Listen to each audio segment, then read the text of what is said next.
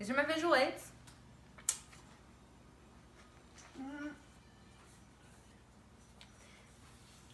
And these are my speech cards.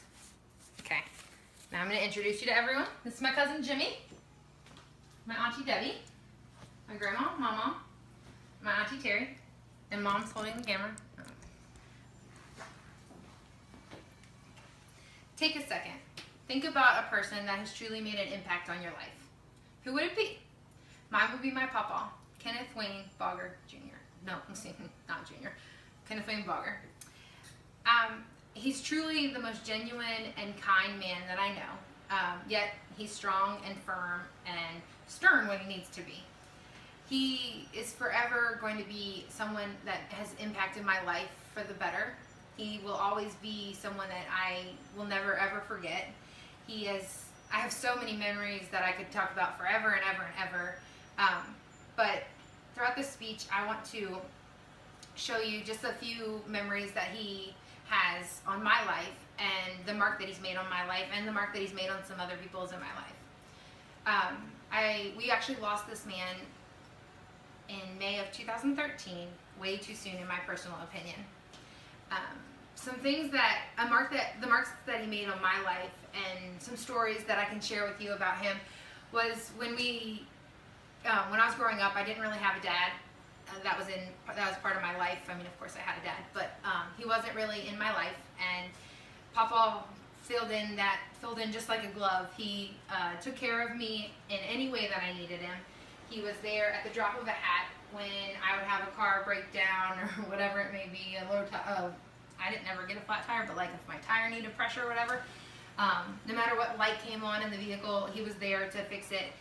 And one of my favorite stories, which so many people probably don't even think it means anything, but to me it meant the world, because when I was working at Chick-fil-A, I had to be at work at 6 o'clock, and that meant I had to be actually at work at 5:45, and if it was snowing or whatever, I was still expected to be there because that didn't close Chick-fil-A, and he would drive me to work in the midst of the snow and to get me out there safe because I wasn't able to drive myself.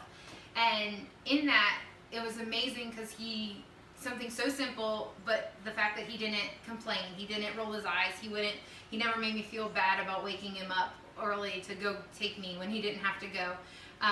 He was always there for me, and that story alone completely shows you the man that this is, the man that I'm talking about. Another story was when we were young babies, I guess toddlers, whatever age, we used to have these huge body pillows that each grandkid took the turn with having these moments with PaPaw where he would be laying on the pillow and he'd have a big bowl of cereal and we'd lay on the pillow with him, and then he would like give us a bite and then give him a bite and then give us a bite, and that kind of went on.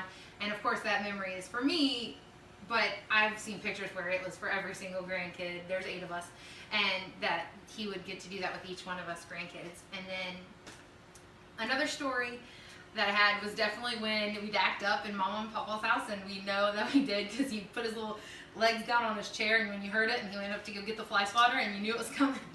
And so I remember the fear that I felt as soon as you heard the chair go down, because PaPaw didn't play. He was going, if he put the chair down, you were going to get it, and you probably deserved it in that situation. And some people that I talked to and the mark that he's made on other people's lives was cool to hear about, because in the writing of the speech, like I got to learn about stories that I didn't know about him. One of my mom's favorite sayings was, "It's your little red wagon. You can push it or pull it." And so when he would tell her that, she was telling me about a story one time when they were at McDonald's and Patrick was throwing a fit, and that PaPaw was basically saying, like, if you'd have taught him at home not to throw a fit, then he wouldn't be doing it in public.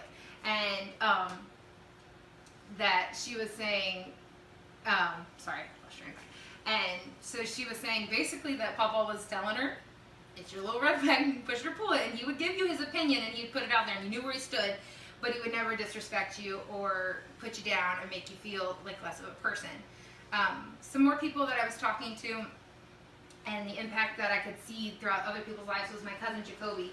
He's actually my age, and I got to talk to him about some things, some of his favorite memories of my PaPaw. And he said that when he was working with him, that he would say that he had this saying, tomorrow's another day.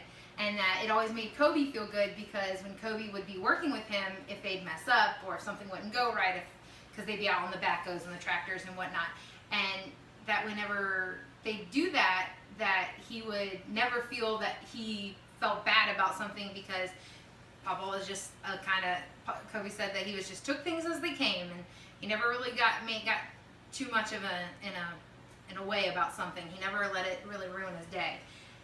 Another story that he shared about each, he said that there was a group of the guys all hanging out about to, they were all outside working on something, and that when they were talking about how a woman made him do something, and that he said that PaPaw looked down and he kind of stomped his foot and he looked up at them and he said, you just got to put your foot down sometimes.